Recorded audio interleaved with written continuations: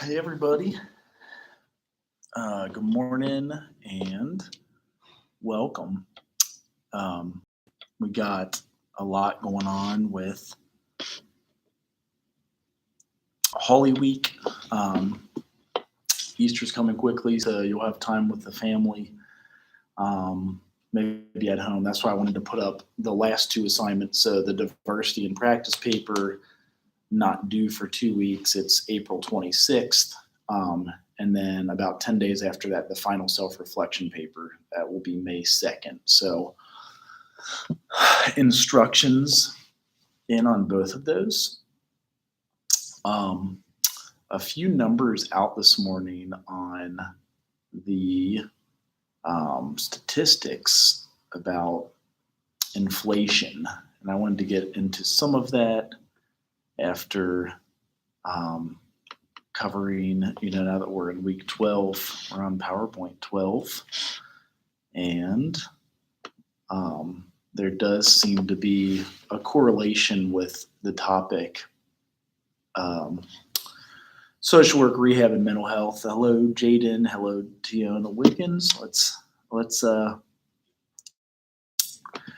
kind of get into this. So I know at the beginning of class, some of you guys wanted to be a mental health social worker. You can do that, especially in the state of Ohio. When I worked at Lighthouse for 7 years, with your BSW and your LSW, you get your license right at the end of your 4-year degree. And you can do even assessments and different things of that nature. So I have the follow-up to the Paper Tigers movie, and that's on here. So in social work health systems, the health obviously is central to functioning. Like we can't get up, go to class, do a lot of the things that we do without good mental health. And that's from the Bureau of Labor Statistics. About 10 years ago, they said 43% of social workers employed in the health systems. And that includes, but is not limited to, hospitals and rehabs. So that's where a lot of jobs when you come out in 3 years would be. So with social work and health system, you've got the example of medical settings. We've got public health, primary health care, the hospital-based services, long-term health care, and in terms of genetics, there are social workers that do genetic services. There's actually a master's in genetic counseling at the University of Cincinnati. Hello, Lyric Lewis. And this requires knowledge of genetics. So maybe it is that somebody has a history of depression or alcoholism, and that comes up on their genetic test. Some of the ethical issues that come up with that is like respect for privacy and self-determination. In the past, a lot of folks struggled with the fact that if they saw they were going to have a baby that had Down syndrome, they would have an abortion before the baby was born. In China and India, there is a history throughout the 80s and 90s when they found out it was female, they would often have an abortion because in those countries, males inherit all of the property, the family possessions. So some of the laws have changed. But that's where the ethical issues come up with respect for privacy and self-determination. One last genetic issue is that there's many fields of practice where you look into these challenges like child protection, occupational social work, adoption, mental health, and then addictions. So those are some of the areas you can go into with that. One specialty area in this chapter is social work and AIDS. So there is about 34 million people worldwide with HIV and AIDS infected. That's actually about 10% of the US population, but this is the global stat. Some of the issues are public fear, isolation, victimization, even ostracism and feelings of powerlessness. So before I get to this next slide on after social work and AIDS, I had a video on resilience. So this is the follow-up to Paper Tigers, and the trailer, so to speak, that you can watch it. We all like to think of childhood as this time of joy and innocence. But, I mean, for many of us, it's just not true. When you grow up in these type of situations, it's not something you talk about. I know I didn't.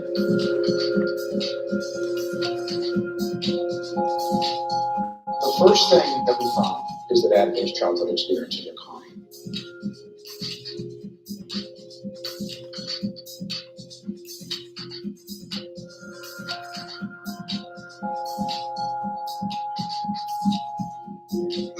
Kids are young, they don't know what's going on, they won't remember anyway.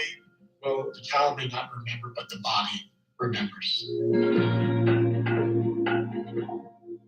There was this incredible gee whiz effect. You mean adverse childhood experiences cause heart disease and lung disease and liver and cancer? Exposure to trauma affects children's developing brains.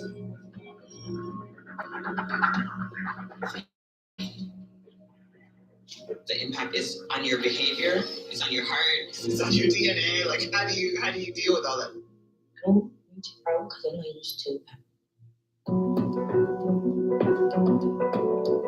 We have a whole new body of knowledge now that could open up what we have up to now been seen as intractable and solvable problems. No child should be punched or kicked.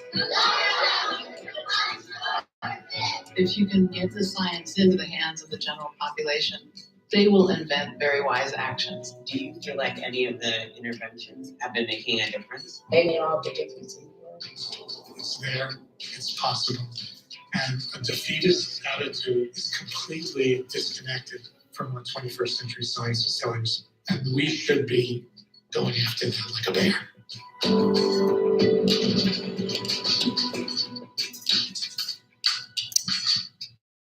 So for those of you that did the Paper Tigers assignment, that's the follow-up movie about resilience and folks that have overcome trauma. You can obviously get it on the YouTube and different spaces that do have it, just like they had Paper Tigers, which is here. That one you can also watch for free on Amazon Prime. So getting into some of those movies and checking those out. It's resilience and how folks overcome those challenges, and the way that all of the things that come up, including inflation. So this morning, the inflation report came out today, and that was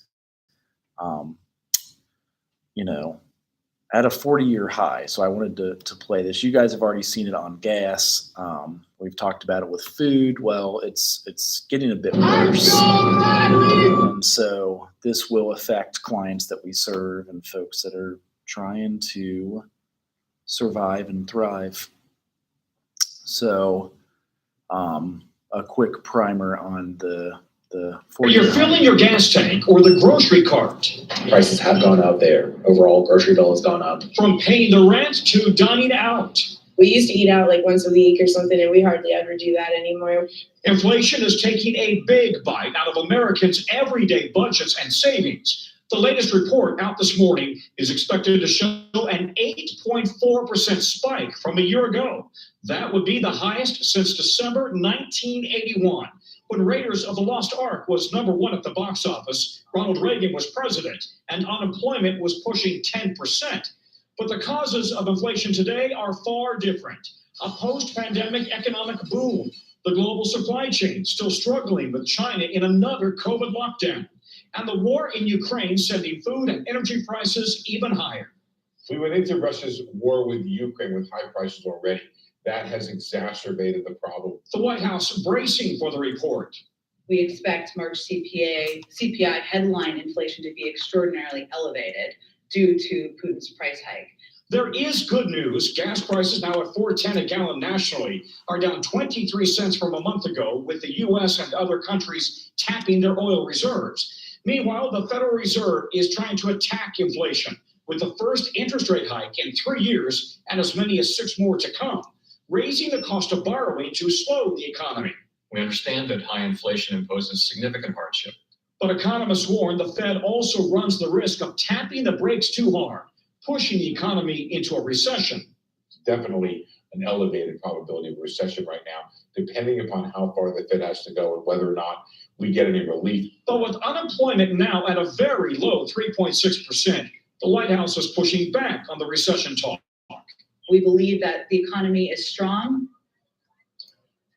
And Tom, the White House is also planning to address another problem. We're talking about high gas prices. What can you tell us? Yeah, that's right. So this summer, we expect the White House, in fact, they're going to announce today, they are going to allow a higher blend of ethanol into the summer gas blend. So 15% ethanol, normally it's 10% to reduce smog. By allowing 15%, the hope is that they allow more fuel on the market. As a result, gas prices will hopefully be moderated ever so slightly, Hoda. All right, Tom Costello for us there. Tom, thank you. All right, so as you see inflation, they're doing different things. I don't know if making the gas 15% corn, that's what the ethanol is, would actually help a ton, because you're going to get lower gas mileage. So that's something to consider. The price might be cheaper, but you're going to be filling up more often because you're burning the gas. Is kind of like drinking the watered down vodka out of your parents' liquor cabinet when you go home for spring break, and it doesn't quite do the job. So something to look at. Some of the stories coming out, you can see them all over, and it's, ABC also has their own report. Economists are sounding the alarm about today's report on inflation. It's going to be pretty ugly. The Labor Department is expected to report that inflation just hit its highest level since 1981, rising at an annual rate of 8.4% in March, up from 7.9% in February. Wages are closer to 6%, so inflation is faster than wage growth. That's not good. That means people's purchasing power is declining. They're not able to buy as much as they did a year ago. The White House says previous inflation reports did not factor in the jump in oil prices brought on partly by the war in Ukraine.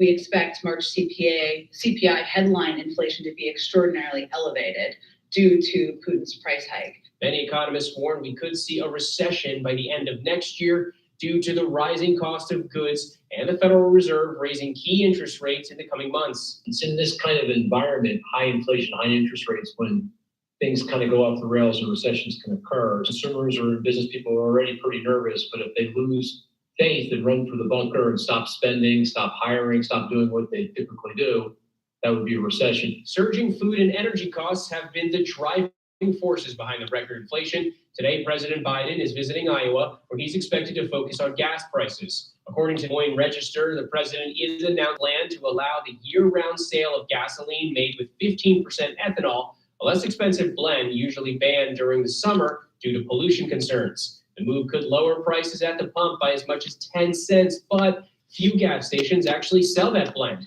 Only about 2% of stations nationwide, most of them in the Midwest. There is some good news. Gas prices have dropped 8 cents in the last week after the U.S. and other countries tapped into emergency oil reserves. And when it comes to inflation, many experts predict the inflation rate will peak by summer. Hi everyone, George Stephanopoulos here. Thanks for checking out the ABC News YouTube channel. If you'd like to get more videos, show highlights, and watch live event coverage, click on the right over here to subscribe to our channel, and don't forget to download the ABC News app for breaking news alerts. Thanks for watching.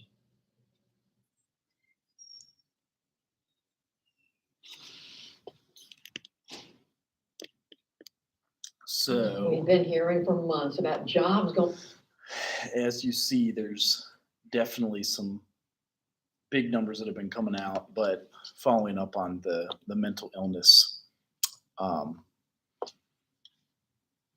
there is a connection to poverty and mental illness that's explored in both Paper Tigers and the movie Resilience. So the next part of the chapter, we're in chapter 12 still, social work and physical disabilities. So some of the issues with if someone has physical or even mental disabilities, rejection being stigma, even social devaluation. The ethics and self-determination again comes into play because we have folks that may have a 504 plan and get an IEP. I saw a question come up. So Lyric Luz was saying basically everything in the summer is going to skyrocket with the prices.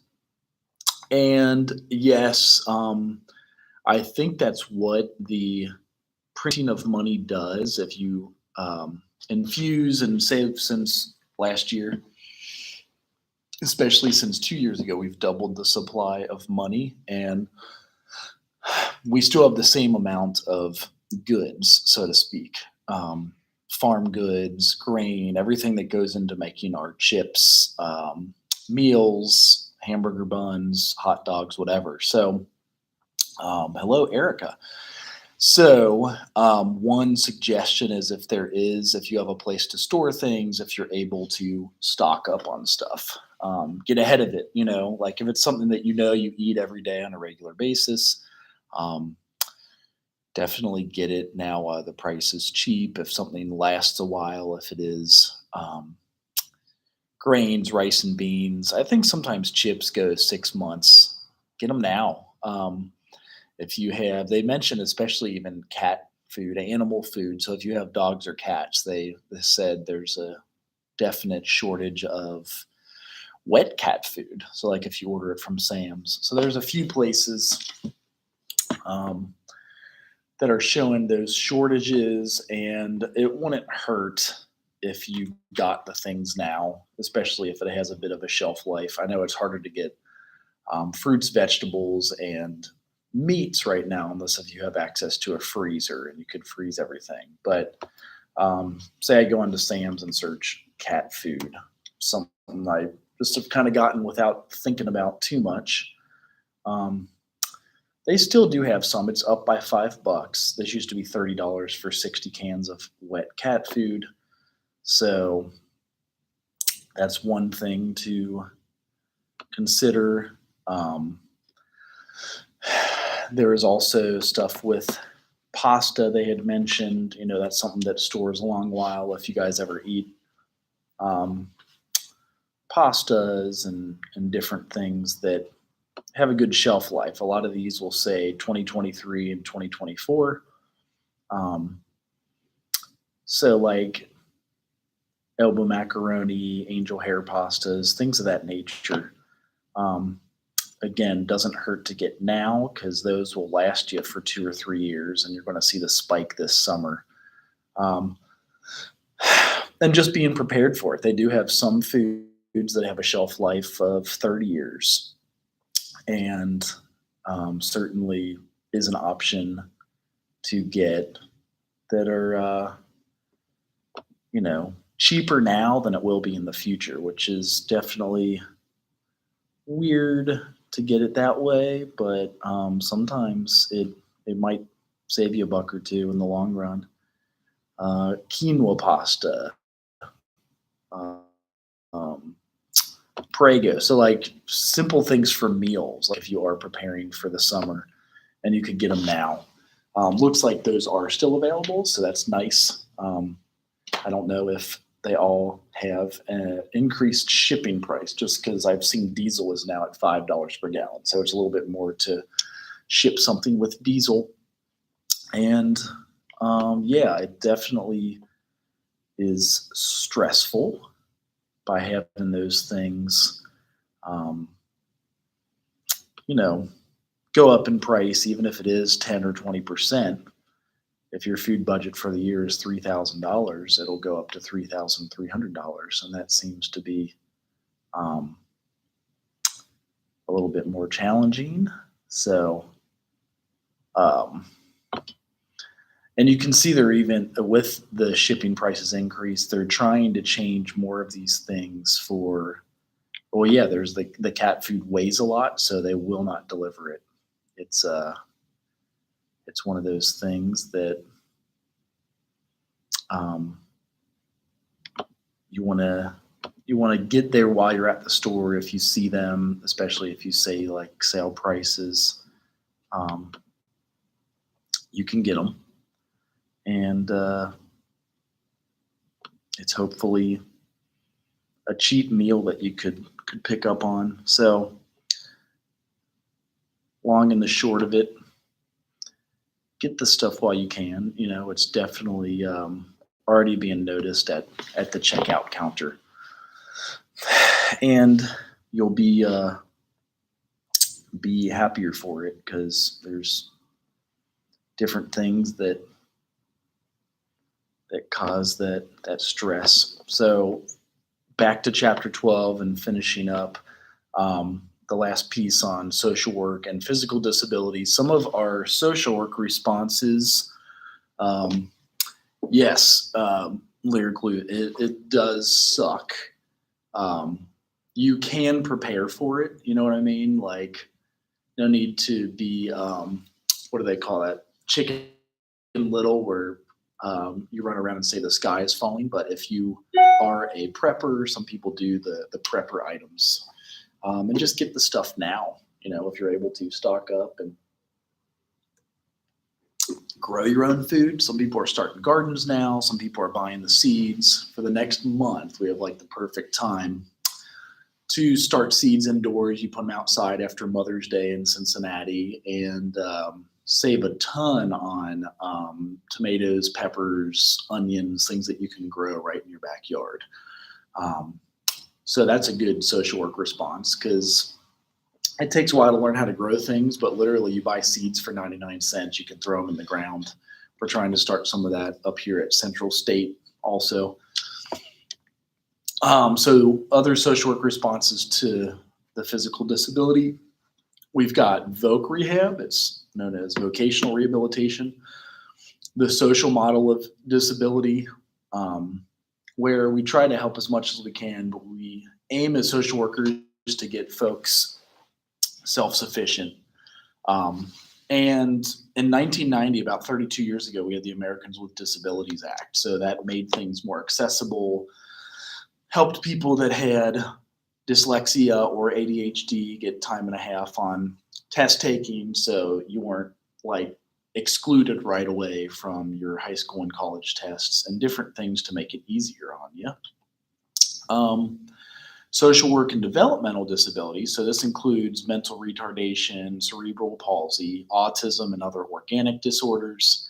I'm sure each one of you has somebody in your life that may be challenged by one of those things, and you see the services they can get. Some of the issues are maybe emotional responses, even lack of services. Sometimes it gets harder in a recession because there's not as much funding. And then self-determination, which is allowing folks to make their own choices and do things for themselves, but it's hard when you're disabled in some way. Therefore, the Americans with Disabilities Act was extremely helpful in that component. Last piece on social work and developmental disabilities, the social work response is nowadays we do the least restrictive alternatives. I've shown some of the videos where they used to institutionalize people that had any disability, even if it was cerebral palsy. And that's a unique one, is you could have total full function of your brain and know everything that's going on around you, but the left side of your body does not function because of muscle tightness. It's hard to speak, things of that nature. So in social work, we've tried to mainstream and have normalization. We have students in the normal classes now. We don't separate them or institutionalize them, because in the 70s, we went through what was called deinstitutionalization. So we deinstitutionalize them and put things in place to help folks with disabilities. A lot of social work jobs for example, in Cincinnati, we have LADD, L-A-D-D, and that's Cincinnati. And that's one of the places that has a ton of programming for folks with disabilities. There's some gardening and horticulture therapy. Here's what Living Assistance with Developmental Disabilities does and they offer. And I know in other cities this is offered everywhere. So here is one of the most recent videos that they've come up with is just an overall description of what LAD does and how they serve folks that have disabilities. The garden was a big response, especially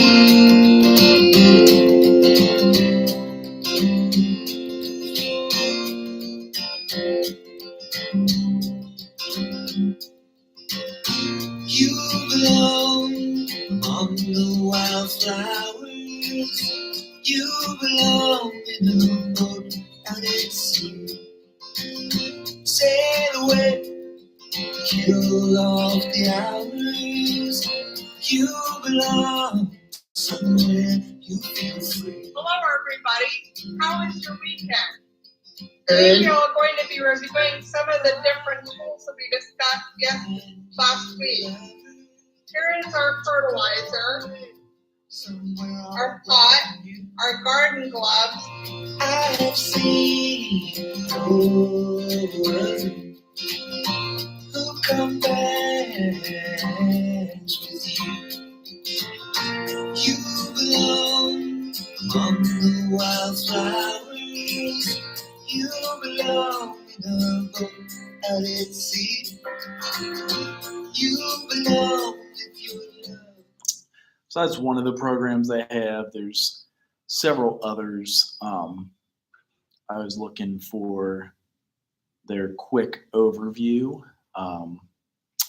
of here's their 2016 annual report. So services offered at LADD, or Living Assistance with Developmental Delay. In 2016, we asked for your help. And through the support of bold and innovative people like you, we are empowering adults with disabilities to live, work, and connect, to actively build a better tomorrow where everyone is recognized for their ability and value.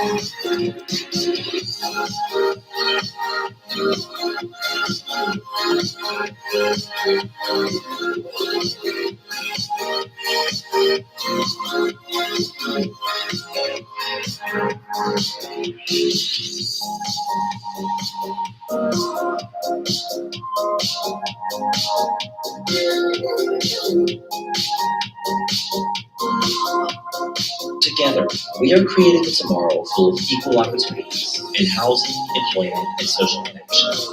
And together, we are creating tomorrow.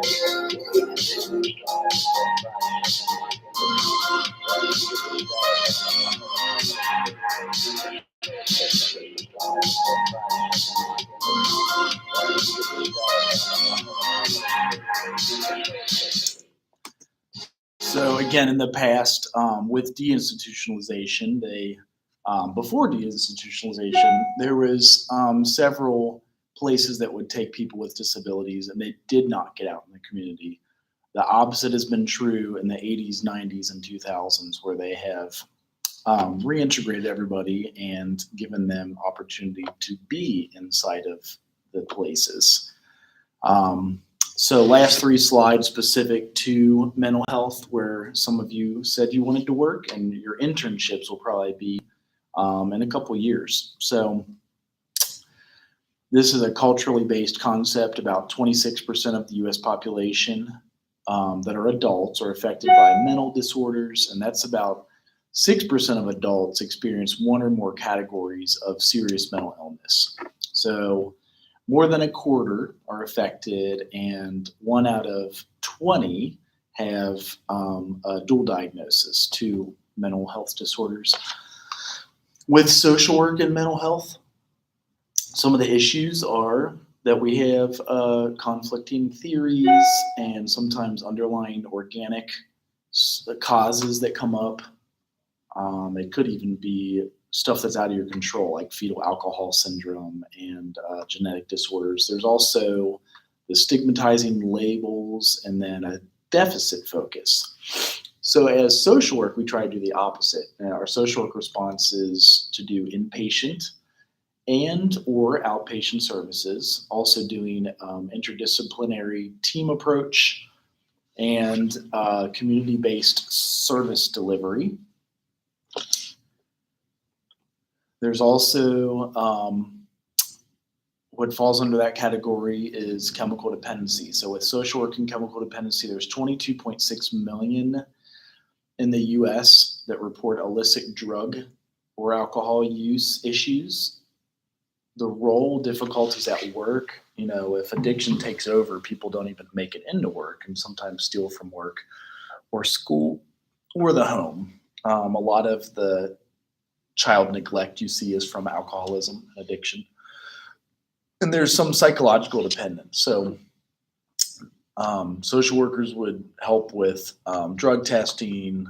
Law enforcement would enforce mandatory treatment. And then finally, with the social work and chemical dependency response, often we provide personal and family counseling. I worked at Claremont Recovery Center for a while. We do referrals for education, health, and legal services. We'd also do work with at-risk groups, teens or older adults, and then ethnic minorities. So doing work on all of those. As mentioned at the start of class, I see a few of you have picked a date to present, so that would mean either coming in and I can film you on the YouTube Live, or if you provide the link of your presentation into the discussion board or the video of your presentation, you can do that right here.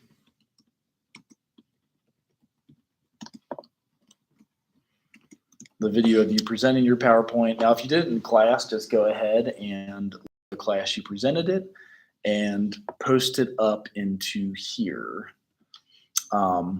We'll give you a few weeks to put those in, as I know some of you are still doing those. So the same week as that, post link in here of your video of you presenting on your PowerPoint. And then the final exam is a self-reflection paper. So I put that also in there for you guys. It's the self-reflection paper, a few pages of just questions about life in general. So No multiple choice ones. I know some of you will be disappointed to not have the multiple choice test of every single chapter of the book, but we have access to all of those answers now. So, and all of those PowerPoints. So you should already have those. The reflection paper is more what we're interested in for, you guys graduating and succeeding overall. So again, if you have any questions, feel free to reach out. Email, come by the 3rd floor anytime. I'm here, and we'll see you guys Thursday. So have a good middle of the week.